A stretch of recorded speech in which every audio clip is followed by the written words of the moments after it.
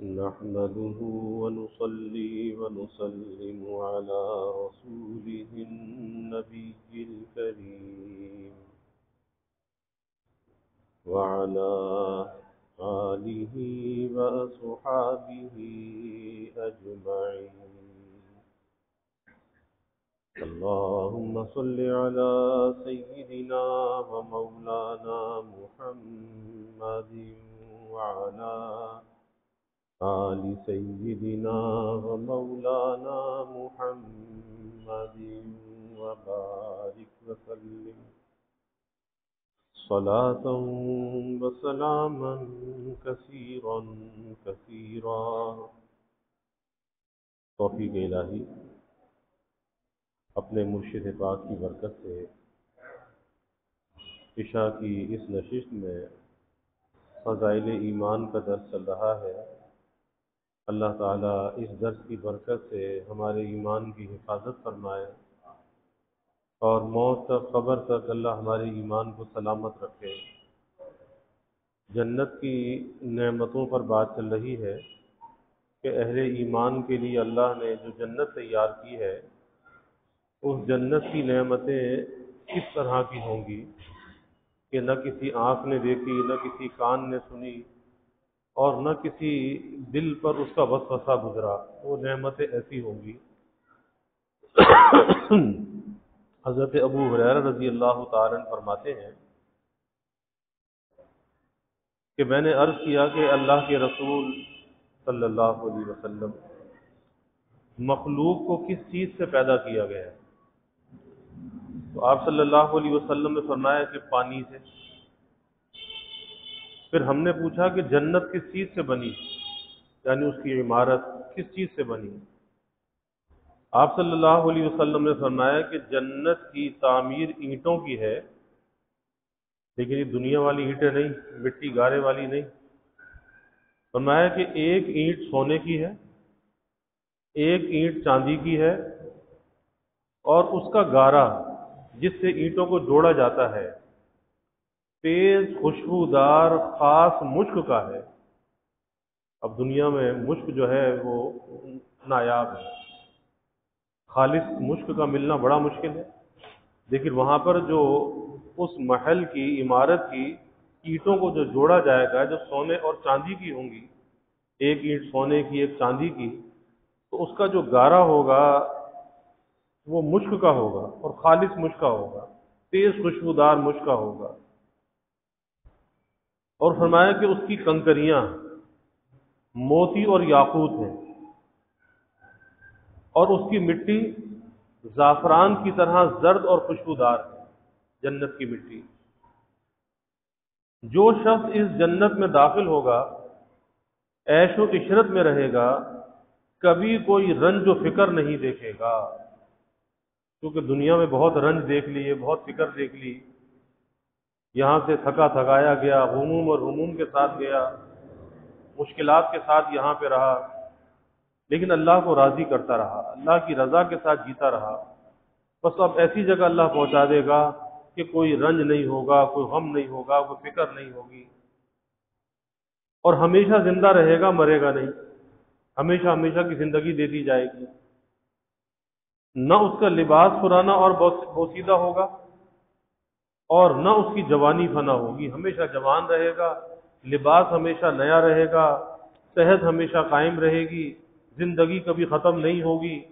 وہ نعمتیں ہمیشہ ہمیشہ کے لیے ہوں گی. عجیب و جنت ہوگی اور وہ جنت کے رہنے والے ہوں گے. اللہ ہمیں بھی ان میں سے بنا دے.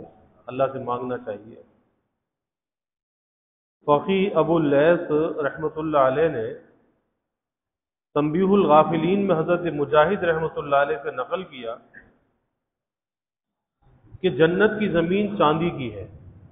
جنت کی زمین چاندی کی ہے اور اس کی مٹی مشک کی ہے، اور درختوں کی جڑ چاندی کی ہے، اور ٹہنیاں موتی اور زبرجد کی ہے. اب یہ زبرجد بھی بڑا قیمتی پتھر ہوتا ہے.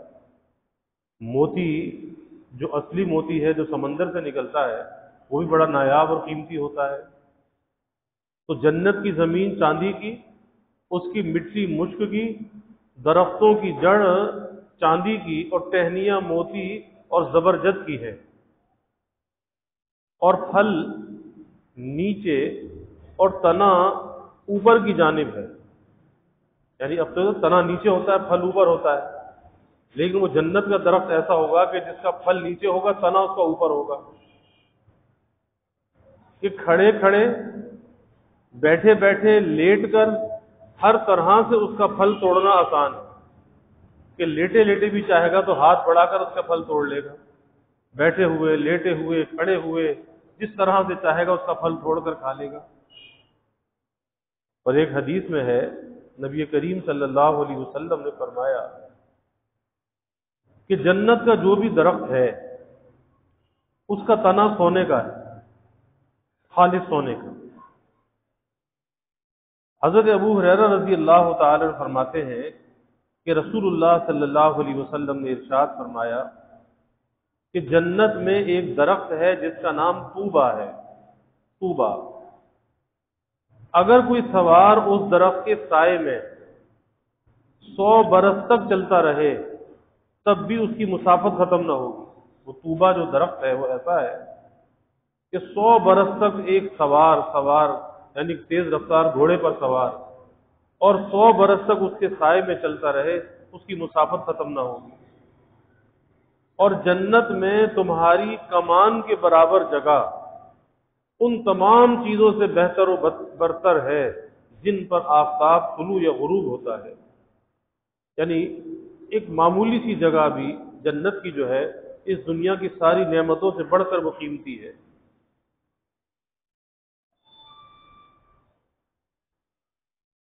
فرماتے ہیں کہ اللہ تعالیٰ کے فضل و کرم سے آئندہ اوراق میں بھی چند حکایات نقل کی جاتی ہیں کہ جن سے آخرت کی نعمتوں کی کچھ حقیقت معلوم ہوگی اور دنیاوی زندگی کی حقیقت بھی.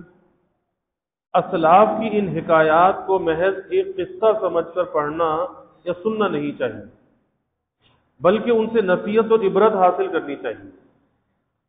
آگے ہمارے حضرت سیدی مولائی شفیق الامت عارف باللہ حضرت اقدس شاہ محمد فاروق صاحب قدس اللہ سرہ و روحہ عبرت کی یہ تعریف بیان فرمایا کرتے تھے. ہمیں ہمارے حضرت والد صاحب نور اللہ مرقدہ کہ جن چیزوں سے نصیحت اور عبرت حاصل کرنی چاہیے، تو ان سے نصیحت اور عبرت حاصل کرنے کا طریقہ کیا ہے، کیسے نصیحت اور عبرت حاصل ہو.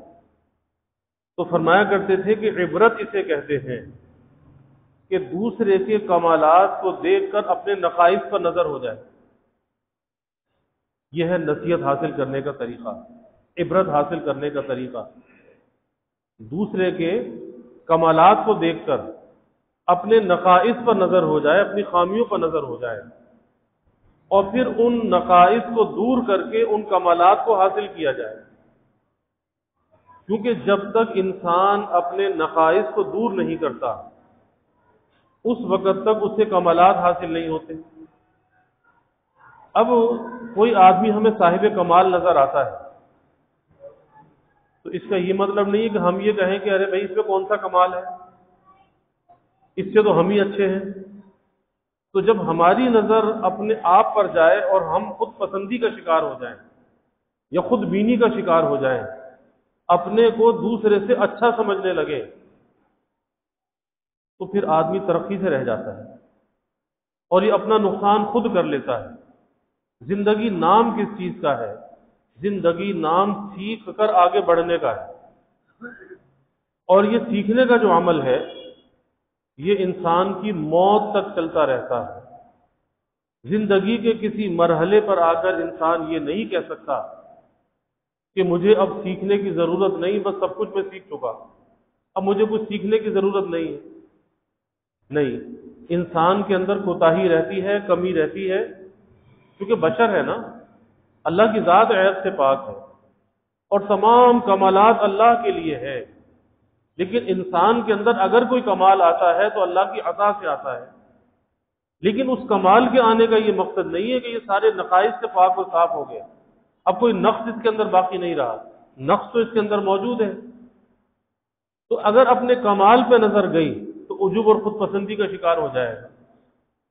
اور اگر اپنے نقص پر، خرابی پر نظر گئی، اور خرابی موجود ہوتی ہے، اس لیے کبھی بھی اپنے کمال پر نظر نہیں کرنی چاہیے۔ اگر اللہ نے کوئی خوبی دی ہے، کوئی ہنر دیا ہے، اللہ کا شکر ادا کرنا چاہیے، اور اپنی خامیوں کو سوچنا چاہیے، خامی کو سوچ کر آگے بڑھنا چاہیے۔ اور اگر کوئی ہم سے آ کر یہ کہے کہ میاں تمہارے اندر یہ خرابی ہے، تو کبھی کسی سے بحث اور مباحثہ نہیں کرنا چاہیے، کیونکہ انسان کا نفس یہ کہتا ہے کہ تو خرابیوں سے پاک ہے، صاف ہے۔ انسان کا نفس اسے اپنا معتقد بناتا ہے۔ اب اگر کوئی یہ کہہ دے کہ میاں تمہارے اندر تو یہ بات صحیح نہیں ہے، تو انسان کو برا لگ جاتا ہے، غصہ آ جاتا ہے۔ تو یہ برا لگنا، یہ غصہ آ جانا، یہی علامت اس بات کی ہے کہ یہ بہت سی خرابیوں کا مجموعہ ہے۔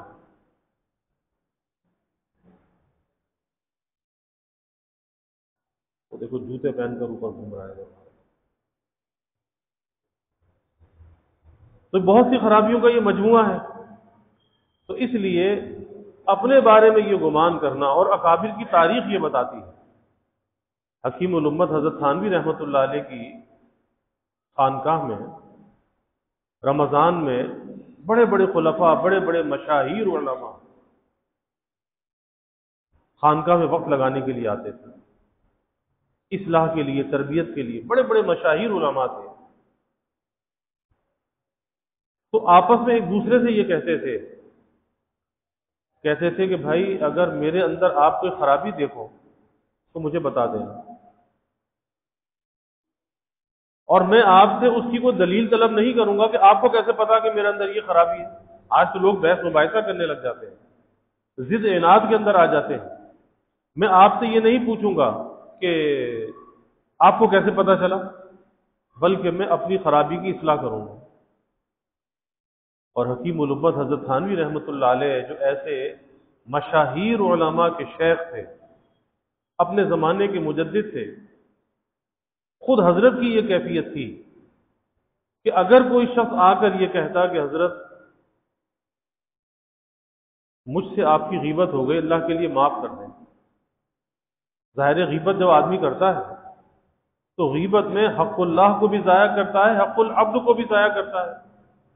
اب جب تک جس کی غیبت کی ہے اس سے معافی نہ مانگے، اللہ بھی معاف نہیں کرتا۔ تو کوئی آ کر اگر یہ کہتا کہ مجھ سے آپ کی غیبت ہو گئی، اللہ کے لیے مجھے معاف کر دیں، تو حضرت کیا فرمایا کرتے تھے، جبکہ کون ہے اپنے زمانے کے مجدد، 2500-3000 کتابوں کے مصنف ہیں، اور ہر میدان میں قلم اٹھایا ہے۔ فرماتے تھے بھائی تم نے میری جس بات کا ذکر کیا ہوگا، میری کوئی خرابی ہوگی نا، میری کسی برائی کا، کسی خرابی کا ذکر کیا ہوگا،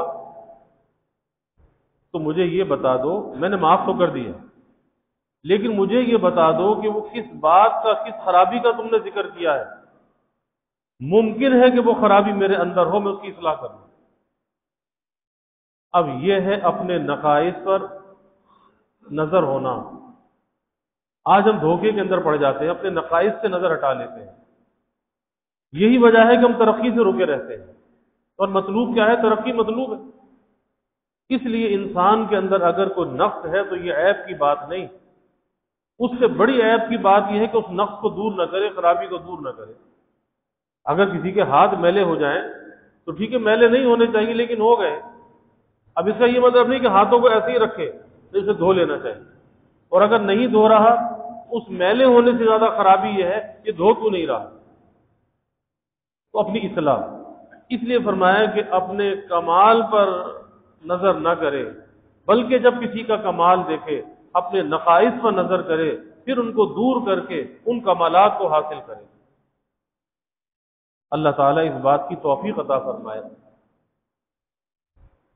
اب آگے ان مبارک احادیث اور بزرگان سلف کی حکایات سے اللہ آخرت کی صحیح فکر عطا فرما دے۔ آگے ایک دعا تعلیم فرمائی، اللہم وفقنا لما تحب وترضى من القول والعمل والفعل والنیت والہدی انک علی کل شیء قدیر۔ اور یہ بہت عجیب دعا ہے کہ اس میں اللہ تعالیٰ سے عجیب سوال کیا گیا کہ یا اللہ وفقنا لما تحب و ترضى، کہ تجھ سے ایسی چیز کا سوال کرتے ہیں جو تیری پسندیدہ بھی ہو اور تیری رضا کا بھی ذریعہ ہو. اور وہ کیا چیز ہو؟ من القول والعمل والفعل والنیت والہدی، کہ ہمارا قول بھی ایسا ہو، ہمارا عمل بھی ایسا ہو، ہمارا فعل بھی ایسا ہو، ہماری نیت بھی ایسی ہو، اور ہدایت بھی ہمیں ایسی حاصل ہو کہ جس میں تیری پسندیدگی بھی شامل ہو، تیری رضا بھی شامل ہو، کہ تو اس سے راضی ہو جائے. انک علی کل شیء قدیر، بے شک تو ہر چیز پر قادر ہے. آگے ایک حکایت بیان کی.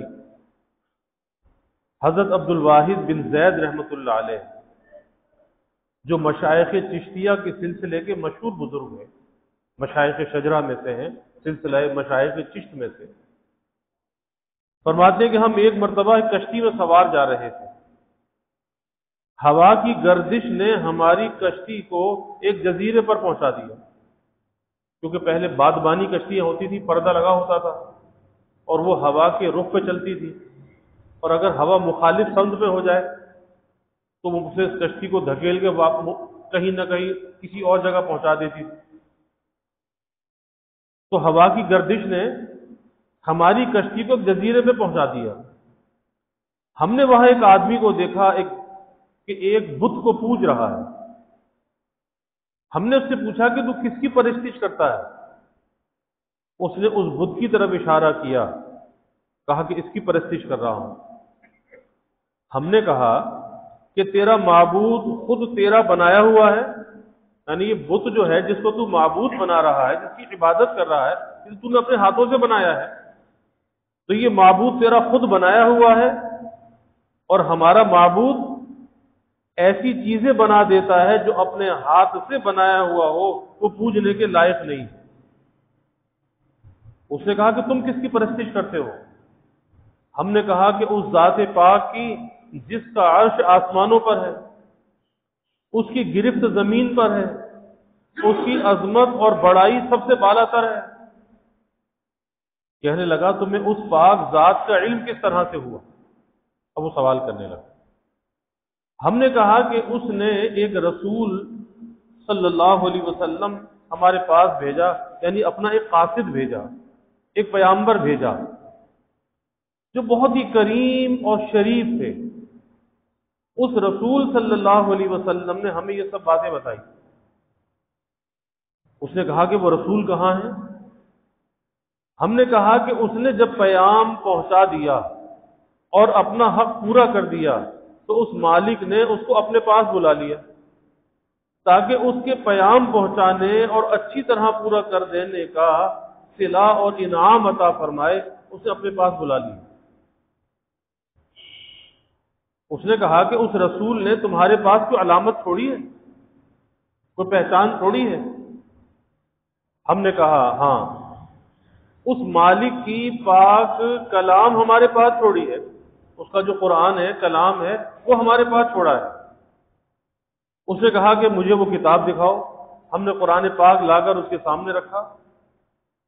اس نے کہا کہ میں تو پڑھا ہوا نہیں ہوں، تم اس میں سے مجھے کچھ سناؤ. ہم نے ایک سورت سنائی، وہ سنتے ہوئے روتا رہا یہاں تک کہ وہ سورت پوری ہو گئی. اس نے کہا کہ اس پاک کلام والے کا حق یہی ہے کہ اس کی نافرمانی نہ کی جائے. اور اس کے بعد وہ مسلمان ہو گئے. ہم نے اس کو اسلام کے ارکان اور احکام بتائے اور چند صورتیں قرآن پاک کی سکھائیں. جب رات ہوئی، عشاء کی نماز پڑھ کر ہم سونے لگے، اس نے پوچھا کہ تمہارا معبود بھی رات کو سوتا ہے؟ ہم نے کہا وہ پاک ذات حی و قیوم ہے، نہ وہ سوتا ہے نہ اس کو اونگ آتی ہے. وہ کہنے لگا کہ تم کس قدر نالائق بندے ہو کہ آقا تو جاگتا رہے اور تم سو جاؤ. یعنی ابھی وہ مسلمان ہوا ہے اور اس کے دل میں اپنے رب کی کیسی محبت آ گئی کہ یہ سوال کر رہا ہے کہ تمہارا آقا بھی سوتا ہے؟ کہا کہ نہیں، نہ تو اسے نیند آتی ہے نہ اونگ آتی ہے. لا تأخذہ سنۃ ولا نوم، آیت الکرسی میں. تو کہنے لگا تم کس قدر نالائق بندے ہو کہ آقا تو جاگتا رہے اور تم سو جاؤ۔ ہمیں اس کی بات سے بڑی حیرت ہوئی، ہم اس جزیرے سے واپس ہونے لگے تو وہ کہنے لگا کہ مجھے بھی اپنے ساتھ ہی لے چلو تاکہ میں دین کی باتیں سیکھوں۔ ہم نے اس کو اپنے ساتھ لے لیا۔ جب ہم شہر عبادان میں پہنچے تو میں نے اپنے ساتھیوں سے کہا کہ یہ شخص نو مسلم ہے، اس کے لیے کچھ معاش کی فکر بھی چاہیے کہ گزر بسر کے لیے تو معاش بھی ہونا چاہیے۔ ہم نے کچھ درہم چندہ کیا اور اس کو دینے لگے۔ اس نے پوچھا کہ یہ کیا ہے؟ ہم نے کہا کہ کچھ درہم ہیں، ان کو تم اپنے خرچ میں لے آنا۔ کہنے لگا لا الہ الا اللہ، تم لوگوں نے مجھے ایسا راستہ دکھایا جس پر خود بھی نہیں چلتے۔ یعنی کیسا اللہ کا یقین اس کے دل میں آ گیا۔ تم لوگوں نے مجھے ایسا راستہ دکھایا جس پر خود بھی نہیں چلتے۔ میں ایک جزیرے میں تھا، ایک بت کی پرستش کرتا تھا، خدائے پاک کی پرستش نہ کرتا تھا۔ اس نے اس حالت میں بھی مجھے ضائع اور ہلاک نہیں کیا۔ اس رب نے اس حالت میں جب کہ بت کی پرستش کرتا تھا، نہ اس نے مجھے ضائع کیا، نہ اس نے مجھے ہلاک کیا، حالانکہ میں اس کو جانتا بھی نہیں تھا کہ وہ کون ہے، میں اس کو نہیں جانتا تھا۔ بس وہ اس وقت مجھے کیوں کر ضائع کر دے گا؟ اب تو میرا اس پر یقین ہو گیا نا، پہلے تو میں جانتا نہیں تھا، تو جب اس نے ضائع نہیں کیا تو اب مجھے کیسے ضائع کر دے گا؟ جبکہ میں اس کو پہچانتا بھی ہوں، یعنی اس کی عبادت بھی کرتا ہوں۔ 3 دن کے بعد ہمیں معلوم ہوا کہ اس کا آخری وقت ہے اور موت قریب ہے۔ ہم اس کے پاس پہنچے، اس سے پوچھا کہ تیری کوئی حاجت؟ اگر حاجت ہو تو بتاؤ۔ کہنے لگا میری تمام حاجتیں اس پاک ذات نے پوری کر دی، میری تمام حاجتیں اس پاک ذات نے پوری کر دی جس نے تم لوگوں کو جزیرے میں میری ہدایت کے لیے بھیجا تھا۔ کہ کشتی والے تو کہیں جا رہے تھے لیکن ہوا کی گردش نے وہاں جزیرے پہ پہنچا دیا، اور کیا تھا، اللہ کا انتظام ہوتا ہے، اسے ہدایت ملنی تھی۔ شیخ عبد الواحد رحمۃ اللہ علیہ فرماتے ہیں مجھ پر دفعتاً نیند کا غلبہ ہوا، میں وہیں سو گیا۔ میں نے خواب میں دیکھا کہ ایک نہایت سرسبز اور شاداب باغ ہے، سرسبز و شاداب باغ ہے، اس میں ایک نہایت نفیس قبہ بنا ہوا ہے اور اس میں ایک تخت بچھا ہوا ہے۔ اس تخت پر نہایت حسین لڑکی کہ اس جیسی خوبصورت عورت کبھی کسی نے نہ دیکھی ہوگی، یہ کہہ رہی ہے کہ خدا کے واسطے اس کو جلدی بھیج دو، خدا کے واسطے اس کو جلدی بھیج دو۔ اس کے اشتیاق میں میری بے قراری حد سے بڑھ گئی، اس کی ملاقات کے شوق میں، اشتیاق میں میری بے قراری حد سے بڑھ گئی۔ میری جو آنکھ کھلی، شیخ عبد الواحد کہتے ہیں، اس نو مسلم کی روح پرواز کر چکی۔ ہم نے اس کی تجہیز و تکفین کی اور دفن کر دیا۔ جب رات ہوئی تو میں نے وہی باغ اور قبہ اور تخت پر وہ لڑکی اس کے پاس دیکھی، پہنچ گئے اس کے پاس، اور وہ یہ آیت شریفہ پڑھ رہا تھا والملائکۃ یدخلون علیہم من کل باب، جس کا ترجمہ یہ ہے اور فرشتے ان کے پاس ہر دروازے سے آتے ہوں گے اور ان کو سلام کرتے ہوں گے، جو ہر قسم کی آفت سے سلامتی کا مزدہ ہے، اور یہ اس وجہ سے کہ تم نے صبر کیا تھا اور دین پر مضبوط جمے رہے، بس اس جہاں میں تمہارا انجام بہت بہتر ہے۔ حق تعالی شانہ کی عطا اور بخشش کے کرشمے ہیں۔ ساری عمر بت پرستی کی، اب وہ جس کو بخشنا چاہے، جس کو نوازنا چاہے، اس کے نوازنے کے انداز ہیں۔ ساری زندگی بت پرستی کی، اور اس نے اپنے لطف و کرم سے موت کے قریب ان لوگوں کو زبردستی کشتی کے بے قابو ہو جانے سے وہاں بھیجا اور اس کو دولت ایمان سے مالا مال کر دیا۔ اللہم لا مانع لما اعطیت ولا معطی لما منعت، کہ مالک الملک جس کو تو دینا چاہے اس کو کوئی روکنے والا نہیں، اور جس کو تو نہ چاہے اس کو کوئی دینے والا نہیں، وہ جس کو دینا چاہے۔ جیسے پہلے بھی میں نے واقعہ عرض کیا کہ حضرت نانوتوی رحمۃ اللہ علیہ، حضرت مولانا محمد قاسم صاحب نانوتوی رحمۃ اللہ علیہ، پڑوس میں ایک ہندو رہتا تھا، انتقال ہو گئے، تو خواب میں دیکھا حضرت نانوتوی نے کہ جنت میں سیر ٹہل رہا ہے۔ پوچھا کہ لالا جی تم اور جنت میں بات سمجھ میں نہیں آئی۔ کہا مولوی صاحب مرنے سے پہلے ایمان لے آیا تھا، میں نے اپنے اللہ سے عہد کر لیا تھا کہ یا اللہ جو مولوی قاسم کا جیسا ایمان ہے ویسا میرا بھی ایمان ہے، جیسا وہ آپ پر یقین کرتا ہے میں بھی آپ پہ یقین کرتا ہوں، تو میں نے آپ کو سامنے رکھ کے اللہ سے عہد کر لیا تھا، میں ایمان لے آیا تھا، لیکن میں نے کسی کو بتایا نہیں تھا، اللہ نے مجھے جنت دے دی۔ وہی وہ جس کو عطا کرنا چاہے پھر اس کو کوئی روک نہیں سکتا، اور جس کو نہ دینا چاہے اس کو کوئی دے نہیں سکتا۔ اللہ ہمارے اندر یقین پیدا فرما دے۔ وآخر دعوانا الحمد للہ رب العالمین والعاقبۃ للمتقین والصلاة والسلام علی اشرف الانبیاء والمرسلین اللہم صل علی سیدنا و مولانا محمد وعلی آل سیدنا و مولانا محمد وبارک وسلم۔ ربنا آتنا فی الدنیا حسنہ وفی الآخرۃ حسنہ وقنا عذاب النار۔ ربنا اتمم لنا نورنا واغفر لنا انک علی کل شیء قدیر۔ اللہم اعنا علی ذکرک وشکرک وحسن عبادتک۔ اللہم وفقنا لما تحب وترضى من القول والعمل والفعل والنیة والہدى انک علی کل شیء قدیر۔ اللہم ارزقنا حبک وحب حبیبک صلی اللہ علیہ وسلم۔ اللہم ارزقنا شہادة فی سبیلک واجعل موتنا ببلد رسولک۔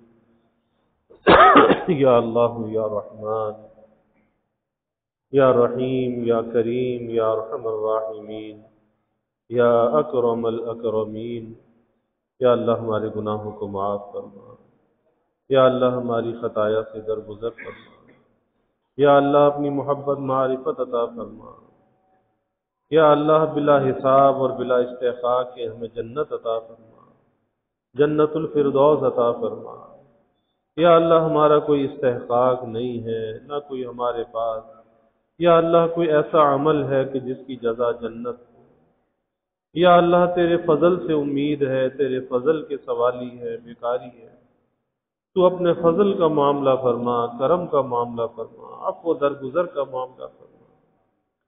یا اللہ بلا حساب کے جنت عطا فرما دے، جنت کے انعامات عطا فرما دے، جنت کا داخلہ یا اللہ ہمیں نصیب فرما دے، یا اللہ ہمیں دوزخ سے بچا لے، دوزخ کے عذاب سے بچا لے، اے اللہ دوزخ سے ہم سب کو نجات عطا فرما دے۔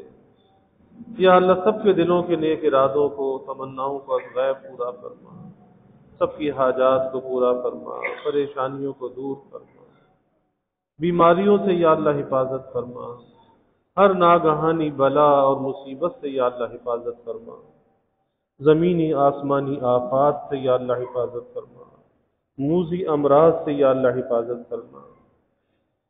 یا اللہ سب کے علم میں، عمل میں، رزق میں خوب خیر و برکت فرما، ابواب رزق یا اللہ کشادہ فرما، رزق حلال عطا فرما، آسان عطا فرما، برکت والا عطا فرما۔ یا اللہ کبھی کسی کو مخلوق کا محتاج نہ بنا، ہمیشہ اپنے در کا سائل اور بھکاری بنا، اپنے در کا منگتا اور سوالی بنا۔ یا اللہ اپنے غیر سے ہماری امیدوں کو قطع فرما، اپنی ذات عالی کا یقین ہمارے دلوں میں پیدا فرما۔ یا اللہ ہر امید کو اپنی ذات سے وابستہ کرنے والا بنا۔ یا اللہ ایمان کی ترقی، اعضاء کی سلامتی عطا فرما، ہر محتاجی سے، معذوری سے یا اللہ ہماری حفاظت فرما۔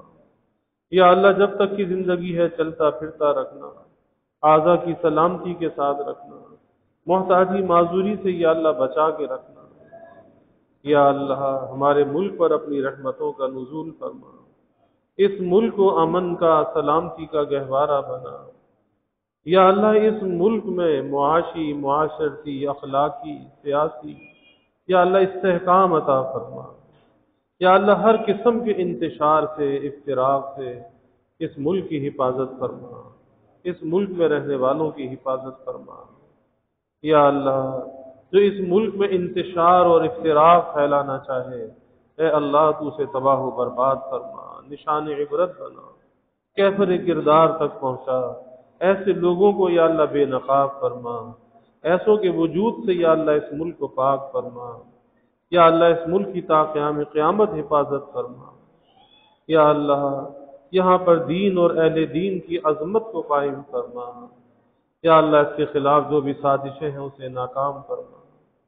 یا اللہ سب کے گھروں میں چین، سکون، عافیت، راحت عطا فرما، نعمتیں، برکتیں عطا فرما، نعمتوں کی فراوانی عطا فرما، ہر قلت اور دقت سے حفاظت فرما، ہر ابتلا سے، آزمائش سے یا اللہ حفاظت فرما۔ یا اللہ ہم کمزور ہیں، ضعیف ہیں، کسی آزمائش اور امتحان کے لائق نہیں، اے اللہ ہر امتحان سے، آزمائش سے تیری پناہ چاہتے ہیں۔